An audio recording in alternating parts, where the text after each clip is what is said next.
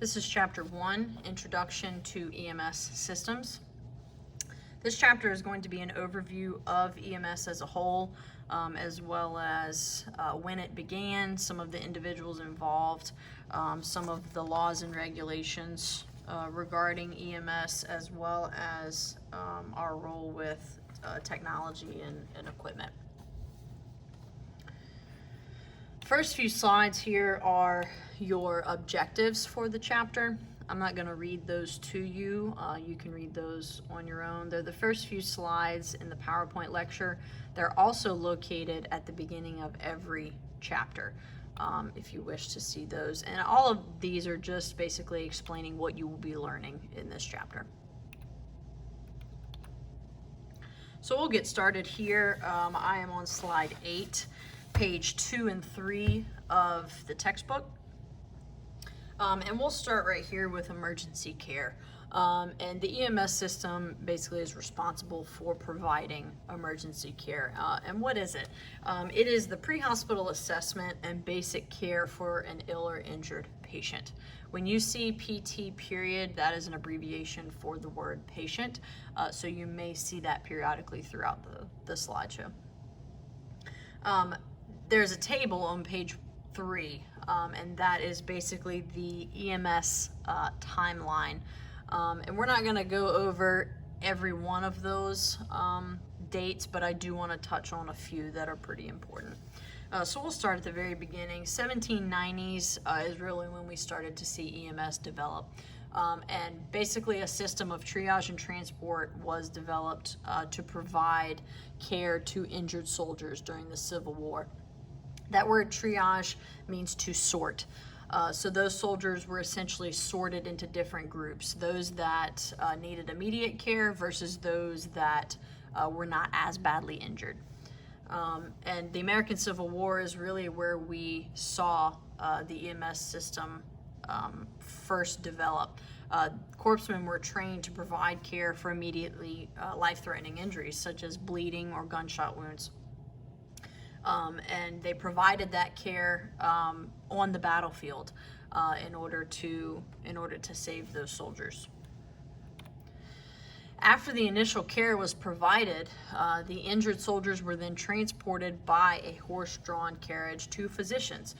So the first formal ambulance system in the United States was a horse-drawn carriage. It wasn't until the late 1800s. Now keep in mind, this was transport only, meaning soldiers were taken off of the battlefield. Any life-threatening injury was treated very quickly. Maybe a tourniquet was applied to stop bleeding, or maybe some, bandage was applied to an amputated limb.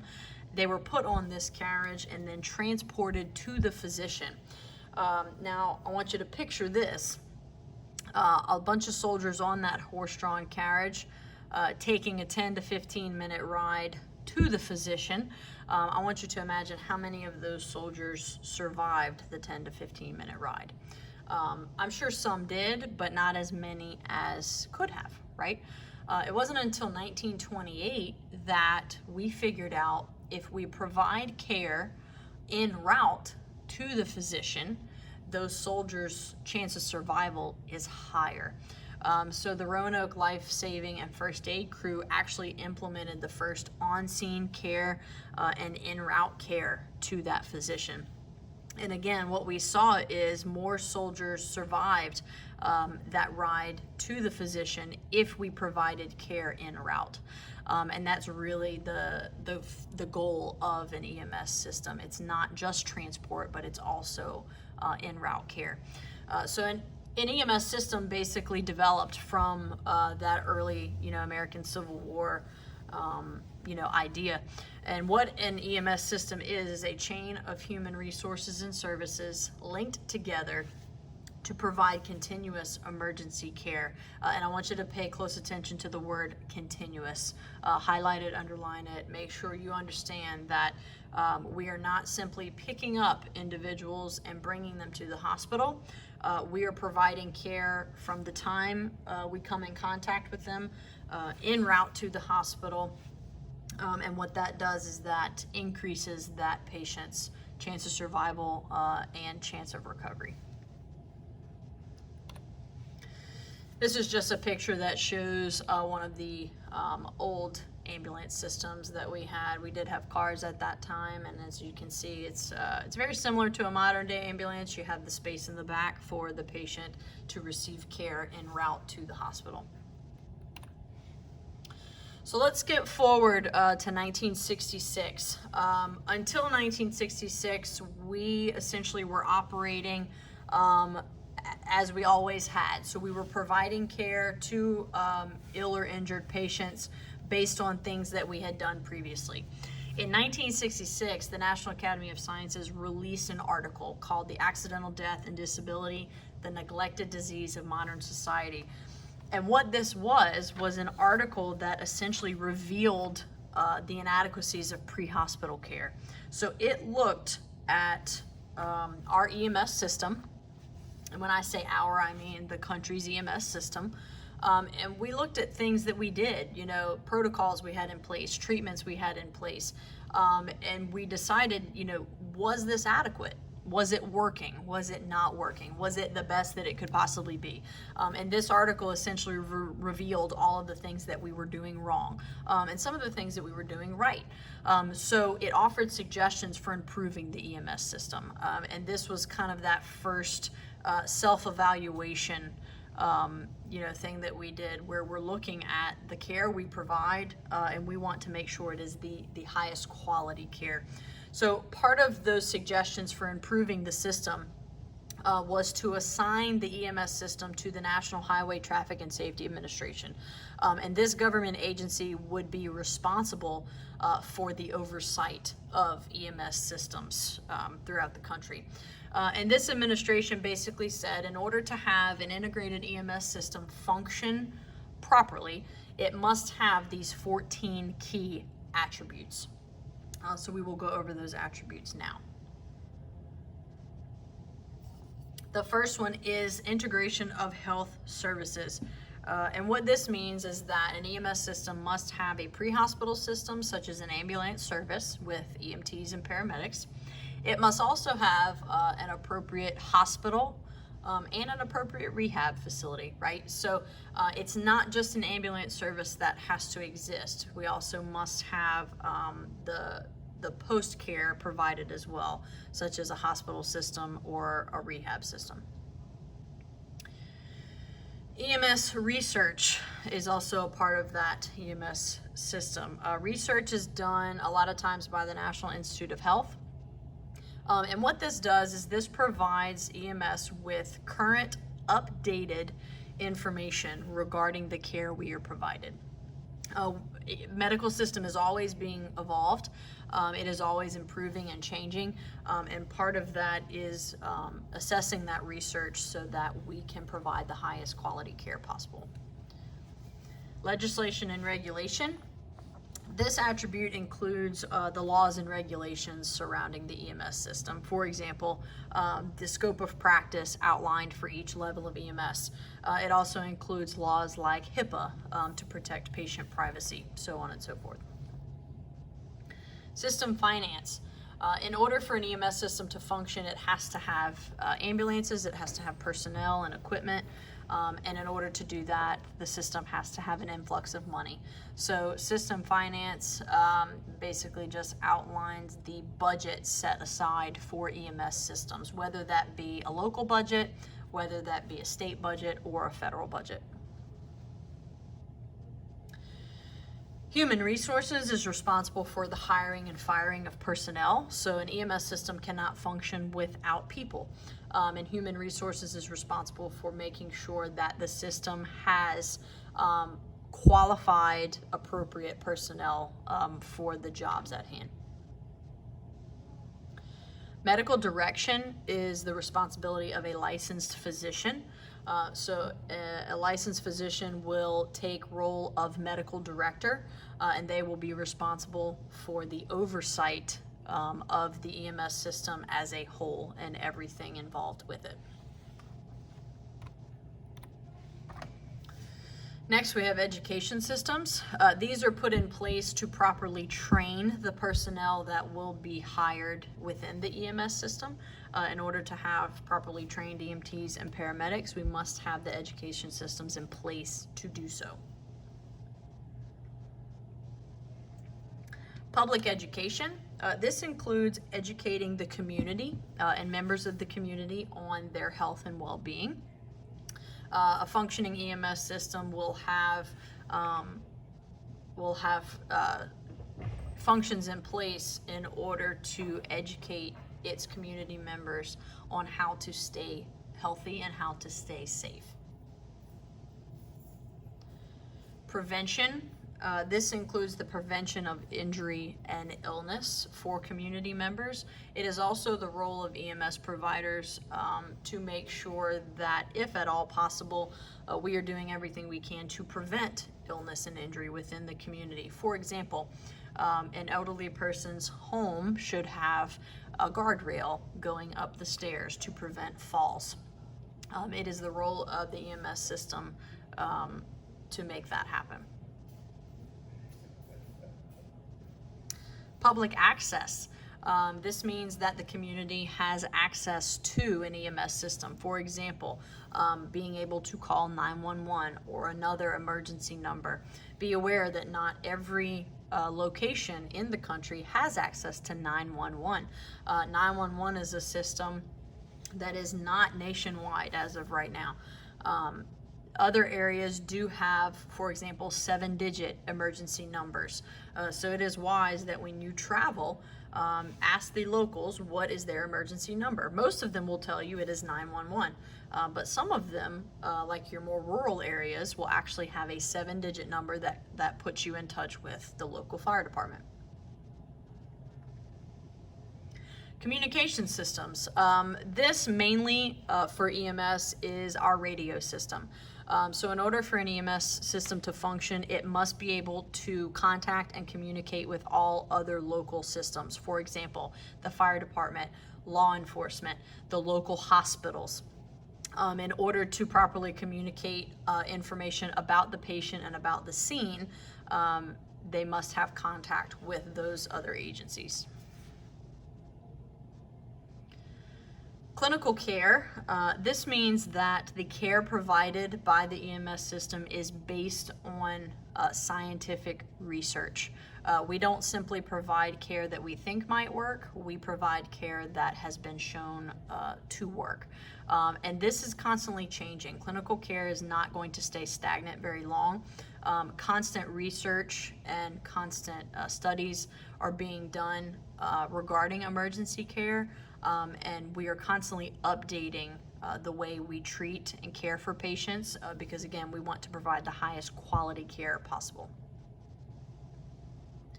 Information systems. This is regards to the data we collect on any given call. So all of the data that we collect for the calls that we go on goes into this information system, and it is used for education and quality control of our system. So we use that patient data and that call data to make sure that our EMS system is being evaluated and we have some quality control over the care we're giving. Lastly, evaluation. A system must have an evaluation process to determine if the system is effective or not. Just because a system is in place does not mean it is an effective, efficient system. So it must have a self-evaluation in order to determine the effectiveness of it.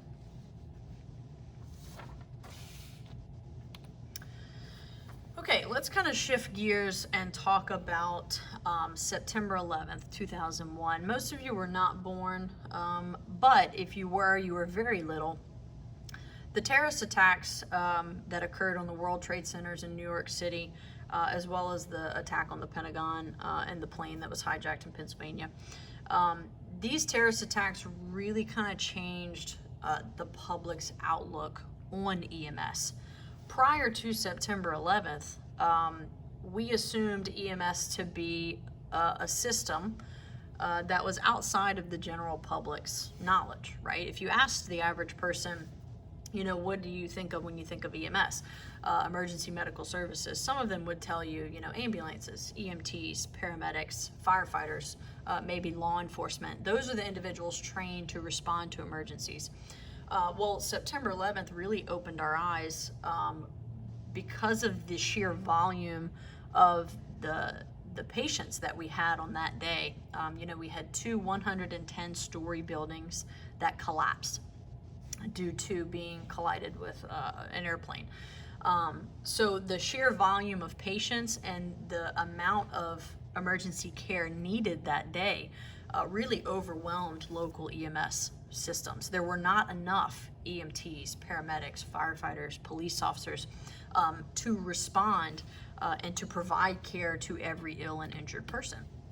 So it really increased the awareness of EMS and kind of shifted our outlook on what a first responder actually is. We assumed first responders were those people trained to respond to emergencies. And now we really think of first responders as anybody trained, not just those EMTs and paramedics. So we thought, if we train the average person to be able to provide emergency care, then our EMS system as a whole is going to be stronger, right? So if we have the average person, such as a bank teller, somebody that works at McDonald's, a lawyer on the 4th floor, if they are trained as a first responder, then now our system is not as overwhelmed with the amount of patients that we had. So that event really kind of shifted our outlook on what a first responder could be, and ways to strengthen our entire EMS system. Based on that, in 2009, we developed a scope of practice model. So we defined the scope of care for the 4 recognized levels of EMS. And your 4 levels are your EMR, EMT, AEMT, and paramedic. And we defined that scope of practice model to determine what each level could and could not do. And that EMR level, that first level, which is what you will be, that really took focus because we really wanted to focus on training a whole lot of average people to be first responders. In addition to the scope of practice model, we also developed education and training standards. The National Highway Traffic and Safety Administration developed those standards for the 4 recognized levels of EMS. And basically, this just unifies our training system, countrywide.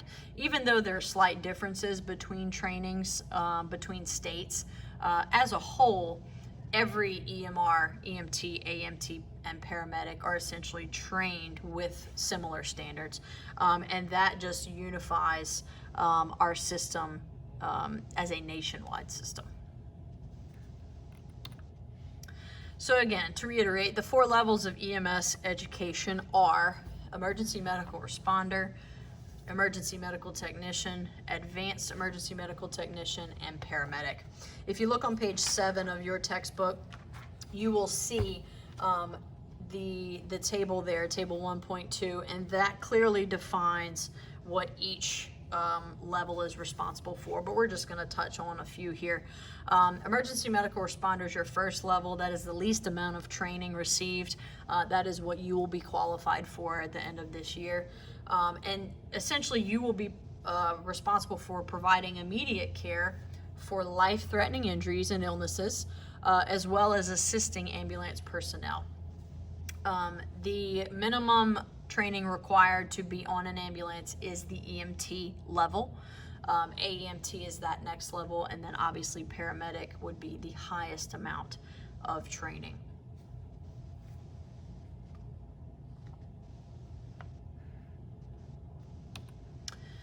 Okay, there's several different EMS models that function throughout our country, and we'll just talk about a few of them here. A fire-based model is operated by a local fire department. For example, Fire District 4 in Mandeville, they not only have personnel to be a fire department, but they also have personnel to run an ambulance service. So they also have paramedics and EMTs on staff, and they run their own ambulance service. Third service or public utility, an example of this would be New Orleans EMS. This system is operated by a non-fire-based government entity. So New Orleans EMS is an EMS system that functions within the local government of New Orleans. Hospital-based system is operated by a large hospital or a group of hospitals. Typically, you'll see this in a very large city, for example, Los Angeles or Chicago. They'll have a very large hospital there that actually runs their own ambulance service. And then lastly, which is probably the one you're most familiar with, is a private EMS model, and this would be operated by a privately owned company, such as Acadian Ambulance.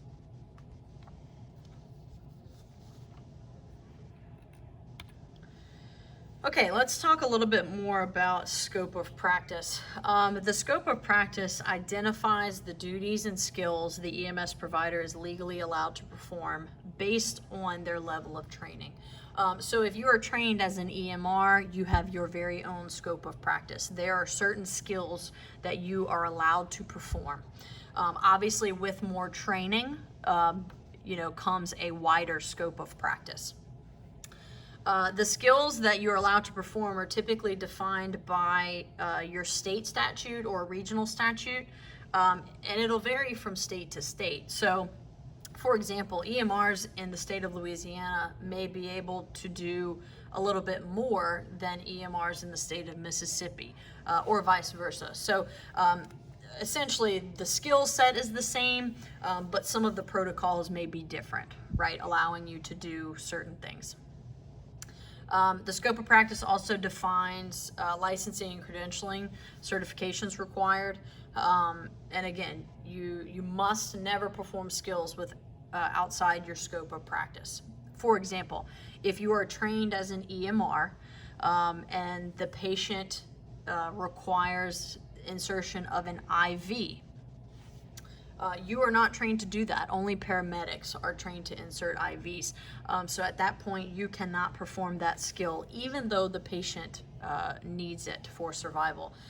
You must never perform skills outside of your scope of practice. You have to stay within the skill set that you have been trained to do.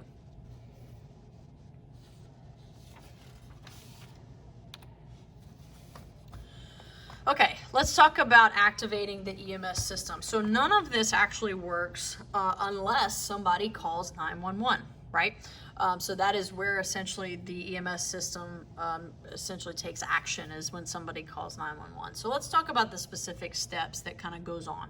So step one, an individual at the scene recognizes that there's an emergency, right? So this would be like you walking through the park and you see a man in front of you collapse. Right? So you can recognize that that's potentially a medical emergency, and that is that first step. Second step, the individual calls 911 or that emergency number for that locality, right? So that 911 number must be called in order for EMS system to be dispatched. Step three, the call goes to a public safety answering point, PSAP. This could be a local fire station, it could be a local police station, or it could be an actual dispatch center in another location. But that 911 call will go to that PSAP. Step four, an emergency medical dispatcher, an EMD, will receive the call, and based on the information provided, will dispatch the appropriate personnel. For example, fire, police, EMS, or potentially all three. A lot of your EMDs are going to provide instruction for life-saving care. Most of them are trained as EMTs or potentially paramedics, and they will actually walk the caller through life-saving care while waiting for the ambulance to arrive. Step five, your EMS, fire, and police personnel will arrive on scene. They will provide the care needed, and then they will transport to the appropriate medical facility. So here's some pictures that kind of show those steps in action, right? So we have step one, an individual is injured, and here is that individual recognizing that there is an emergency. They are calling 911 or that emergency number. That emergency number goes to that public safety answering point, and that is a dispatcher receiving that phone call. She will then dispatch fire department, police department, and EMS personnel. Fire department and EMS personnel arrive and render care to the injured person. They are then transported to the facility, and that hospital care will be provided there.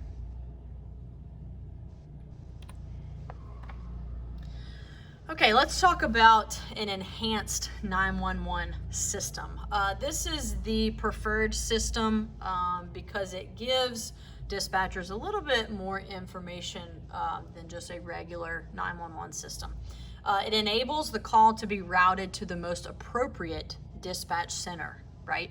So that will decrease the time it takes for that person or the personnel to respond. It also dispatches the closest available resource.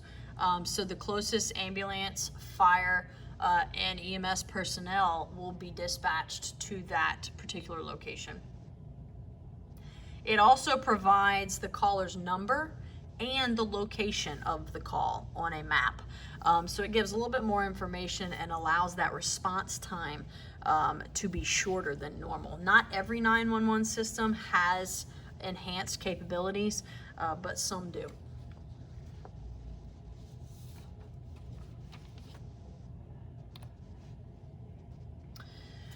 Okay, let's talk a little bit more about the hospital system. So the ambulances are going to be transporting patients to the hospital, and let's talk a little bit more about that. Most patients are going to be transported to the closest emergency department. Even if that patient is in really bad shape, they're going to be taken to the closest emergency department where they will be stabilized and treated. Right, so for this area here, if you were to be injured in this area, you would be taken to St. Tammany Parish Hospital. That is the closest emergency room department. Once they're stabilized and treated, they may be transferred to another resource or potentially discharged. So let's say after stabilization they require surgery. They will be transferred to a surgical unit. Let's say they are unstable, they will be transferred to the ICU, the intensive care unit. If their injuries are treated properly and they are stable, they may be discharged to go home. In some cases, they're transferred to a specialty hospital, such as a trauma center or a stroke center, or even a pediatric center for children.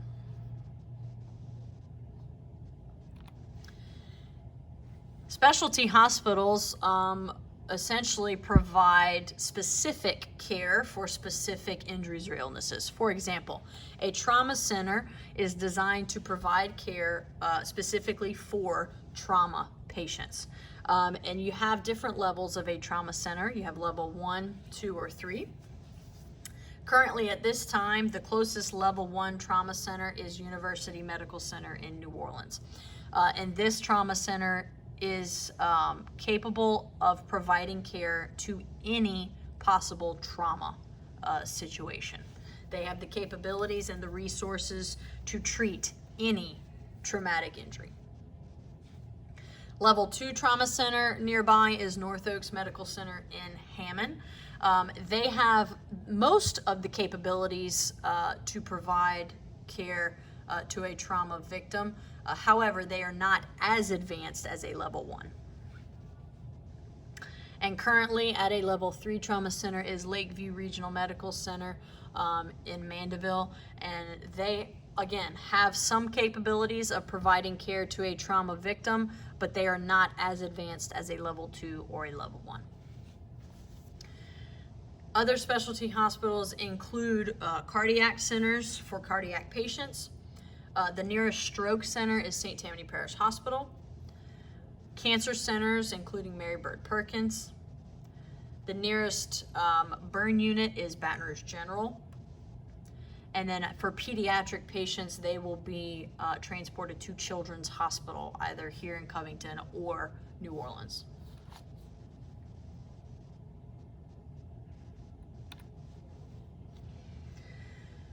Okay, let's talk about medical direction. Again, as we spoke of before, the medical director's responsibility is to oversee the EMS system. And in order for an EMS system to function, it has to have medical direction. It is always a licensed physician who assumes the responsibility for the direction and oversight of all patient care. So again, EMTs and paramedics act as an extension of that medical director's hands. So we are able to perform certain skills and interventions as if that medical director was there guiding us. They also oversee all training and protocol development for that EMS system. Again, to reiterate, EMS professionals act as an extension of the medical director. So all of the protocols developed by that physician are then enacted by us in the field. So there's several different types of medical direction and some different protocols and ways that we are able to perform the skills in our scope of practice. So we'll talk a little bit about that now. Two types of medical direction that we typically see: offline medical direction and online medical direction. Offline medical direction means that the MD is not present or giving orders via phone or radio, right? So imagine an ambulance gets to a scene of a house. The owner of the house is having chest pain. The owner, the owner's wife, the EMT, and the paramedic are present. The MD is not. In order for us to provide care, we have to discover our protocols and standing orders that allow us to provide care for that particular illness or injury. A protocol is a written guideline describing the management of certain conditions. For example, chest pain. Part of the chest pain protocol is to administer nitroglycerin. A standing order allows the EMS provider to administer specific interventions. According to the chest pain protocol, we are also able to give oxygen at low concentrations. So protocols and standing orders allow EMTs and paramedics to act accordingly, even if the medical director is not present, and that is offline medical direction. Online medical direction is the opposite. The MD is actually present at the scene or giving orders via phone or radio. For example, if we arrive at the scene of a house and the patient is having chest pain, we perform all of the proper protocols and standing orders, but the interventions are not working. The patient is getting worse. At that point, we can then phone or radio the medical director at the hospital. We can tell him or her the situation, and then they can tell us what to do next. That is an example of online medical direction.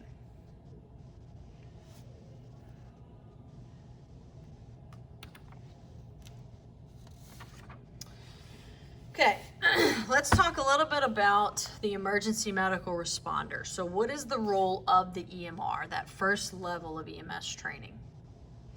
Again, 9/11 really showed us that the weakest link in the EMS system was the untrained bystanders. We had many bystanders at the scene of that terrorist attack, and had they been trained to provide emergency care, we might have a higher survival rate, given the situation. Again, that's not to say that every bystander is going to be an EMT or paramedic, but we can train them as a first responder to provide basic life-saving care. The more bystanders we have trained, the stronger our EMS system is. Training bystanders to be EMRs, again, will strengthen the EMS system. It will also increase patient survival rates. Basically, EMRs are trained to 1, reach patients and find out what is wrong. 2, provide emergency care if possible. 3, move patients without causing further injury. And here's an example of that there.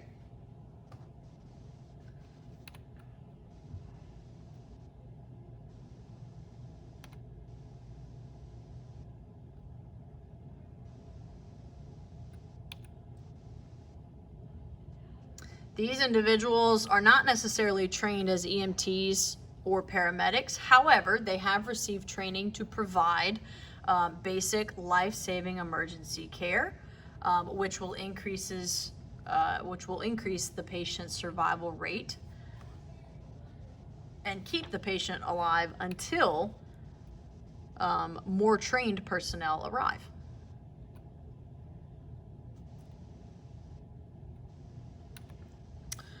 Okay, so let's talk a little bit more about the roles and responsibilities for EMRs. The primary concern always in any situation is personal safety. In any situation, you are the highest priority, and your safety must be your highest priority. We have to protect ourselves from hazards, from blood and bodily fluids, from the patient, or possibly unsafe situations. Personal protective equipment is utilized for all medical personnel, especially EMRs. And what PPE does is it minimizes our contact with infectious material. Individuals, you may come in contact with their saliva or with blood or with urine during a call. And those individuals may have infectious diseases. So we use PPE to protect ourselves while still rendering aid to that person. The minimum required PPE you must have for any treatment of patient is disposable gloves. We use nitrile gloves. Sometimes we'll have barrier devices to provide rescue breaths, such as a pocket mask. We also have protective eyewear, specialized face mask, like a HEPA respirator or an N95 or an N100. We also have equipment that protects our clothing and our skin, such as gown or aprons.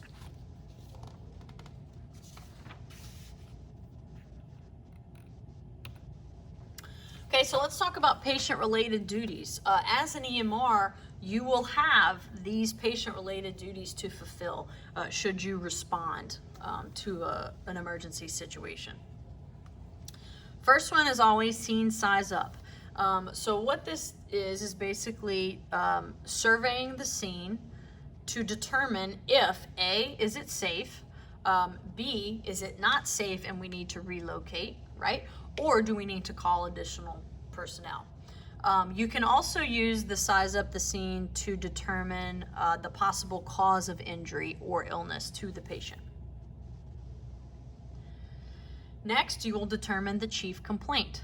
You can do this simply by asking the patient, what is wrong? What is going on today?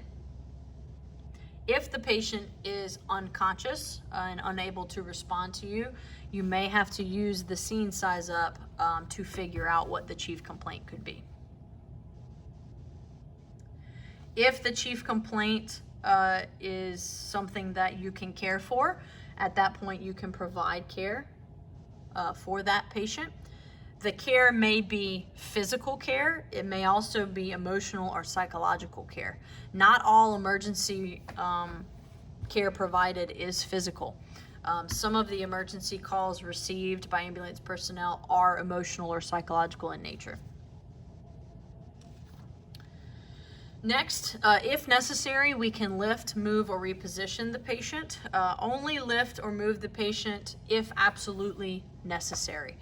We always like to keep the patient in the position we find them unless it's necessary to move them.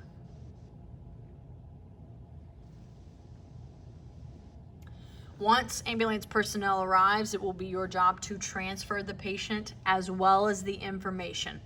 So you will need to relay to the oncoming paramedic essentially what happened and what care you provided for that patient. It is also your job to protect the patient's privacy. The Health Insurance Portability and Accountability Act is in place to protect patients' privacy, so you may not discuss a patient's personal information with anyone. We will talk more about patient privacy when we get to Chapter 2. In addition to patient privacy, you must also maintain confidentiality for that patient.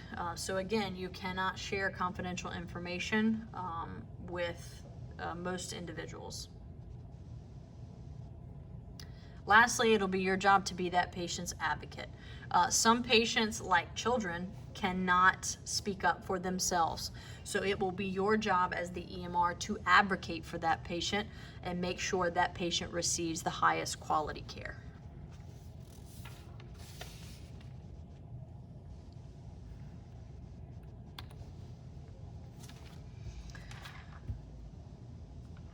Okay, so let's talk a little bit about the medical field, emergency medicine, and the traits that are needed to be an effective EMR.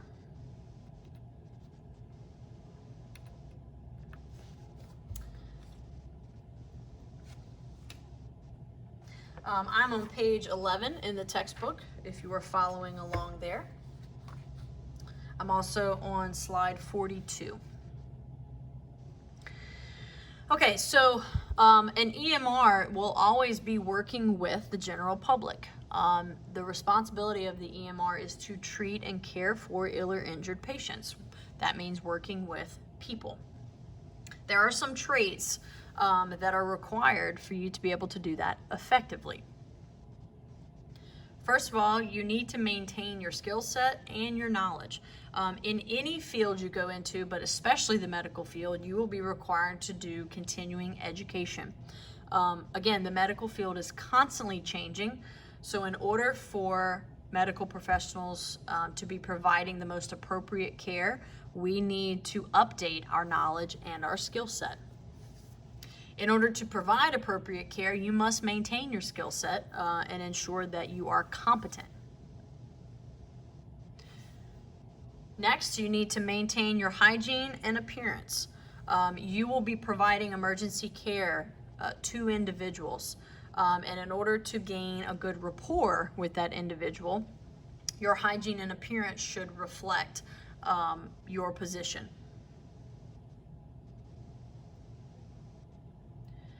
You must be willing to give all patients the highest standard of care. You need to be able to set your emotions aside and render aid to any and all patients that require emergency care. As an EMR, you cannot pick and choose who you deliver care to. So again, your personal feelings and affect about the patient needs to be set aside. You must be willing to deal with people at their worst. People call 911 typically when they're not having a very good day. They're not calling 911 because they're having the best day ever. So you do run into people that are extremely irritable. They're extremely angry. They're extremely scared. They may have outbursts. They may cuss at you. They may, try to physically harm you. You have to be willing to deal with people at their worst possible moment and realize that that is not personal behavior. That is not behavior against you. In addition to that, you need to be professional and compassionate. So again, you are the medical professional and you need to exert yourself as so. You also need to be compassionate about what that patient is going through. Just because you don't think it is a medical emergency or a true emergency does not mean the patient does not think it is. That is the patient's emergency, not yours. So even though you do not agree with it, sometimes you still need to be compassionate about the feelings the patient is experiencing. Be respectful and accepting of patient rights.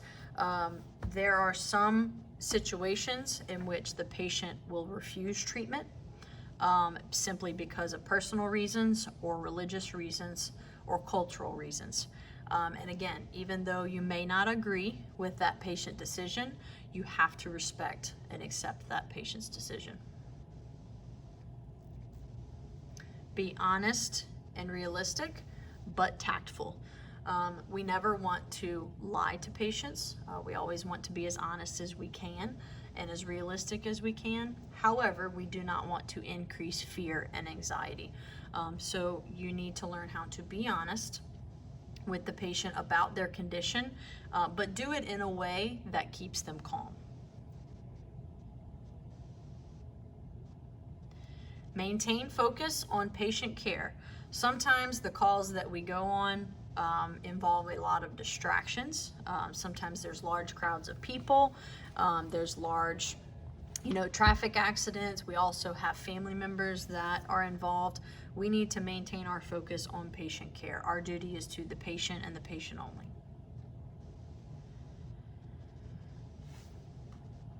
Understand your limitations. Be aware that you will not save everybody. Even performing your skills to the highest degree possible, there are still going to be patients that die. There will also be patients that will be severely injured despite what you did on scene. So understand that there is only so much that we can do in certain situations. The last one is probably one of the most important. Acknowledge and resolve your own stress. So be aware that the situations that emergency medical responder is placed in are not going to be stress-free situations. There are situations that involve high intensity, high anxiety, and you may react differently than your peers. Acknowledge that it is okay that certain calls affect you, but most importantly, you need to reach out for help and resolve that stress before it becomes bad. There are positive and negative ways to resolve that stress, and we will discuss that more in Chapter 3.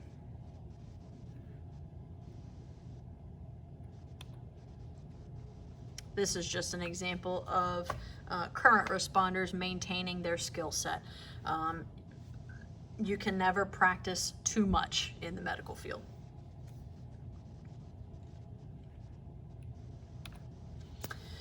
Okay, skills for an emergency medical responder. If you look on page 13 of your textbook, there is a list of skills that you will be able to perform. I'm not going to read all of those to you, but just to touch on a few. You will be able to evaluate the possible cause of an injury. You will be able to administer oxygen to a patient. You will be able to insert an oropharyngeal airway. You will be responsible for providing CPR and functioning an AED for a patient in cardiac arrest, so on and so forth. So take a look at that list on page 13, and that will kind of give you an overview of the skills that you will be learning during this school year. We do have a portfolio of skills that you will be responsible for completing, and that is 14 specific skills that you will be evaluated on. We will discuss that more in class.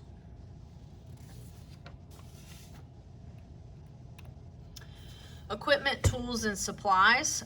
Depending upon the call, the situation, and the type of skill used, that will determine the equipment that is used. In class, we will go over a lot of the equipment and tools that we use to provide care to patients. Again, depending upon the situation that we're in, that will determine the equipment necessary for that particular situation.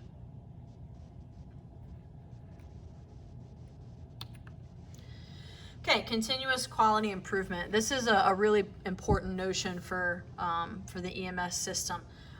So basically, continuous quality improvement is making sure that the quality of product or service being delivered is always improved upon. Again, as we talked about those 14 key attributes, we said that we always want to provide the highest quality care possible. And continuous quality improvement ensures that we are constantly improving our system. The product for EMS is patient care. So the product that we are essentially delivering is the care of patients when they are ill or injured. Every component within our system can be improved continuously. So EMS will never be stagnant. It will always be evolving and it will always be improving. And again, we want to use scientific evidence to make sure that we are delivering the most appropriate care possible. It is extremely important to submit accurate and complete patient care reports because that data will be used to make sure that we are improving our system.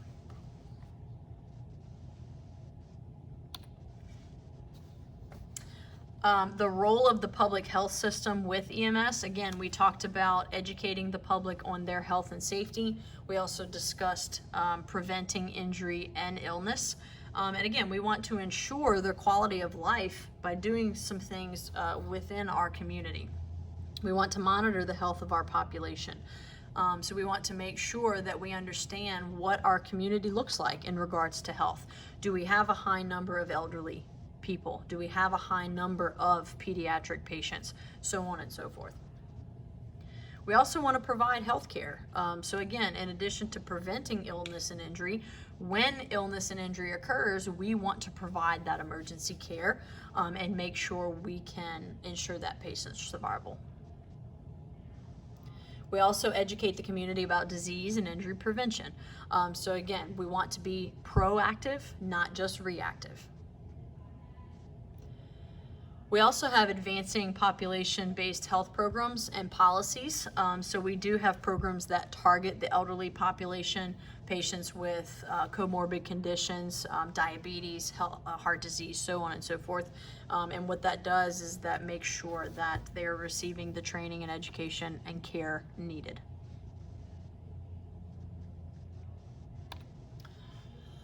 Let's talk a little bit about disaster assistance. That's also a part of an EMS system. We have what's called a disaster medical assistance team, or a DMAT team.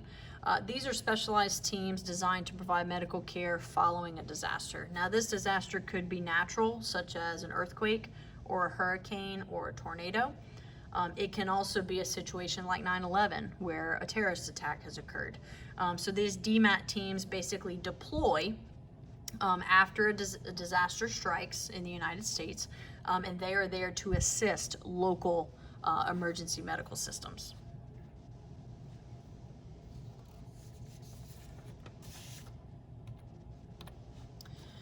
The role of research in EMS. Again, we talked a little bit about research, and this is basically a systematic investigation to establish facts, right?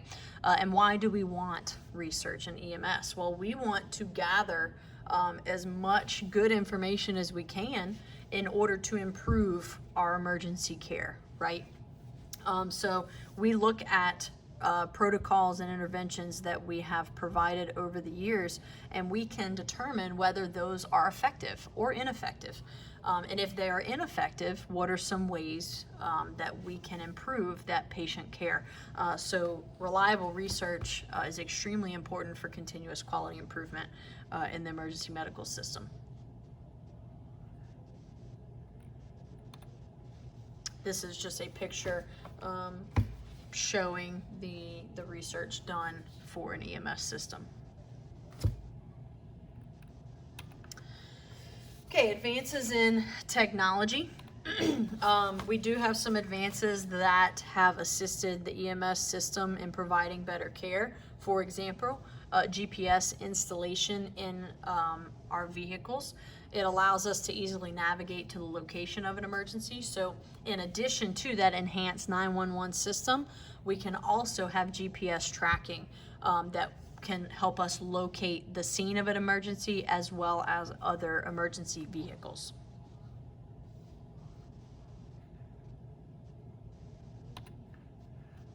this shows you a picture of that GPS tracking system that allows us to trace those emergency calls.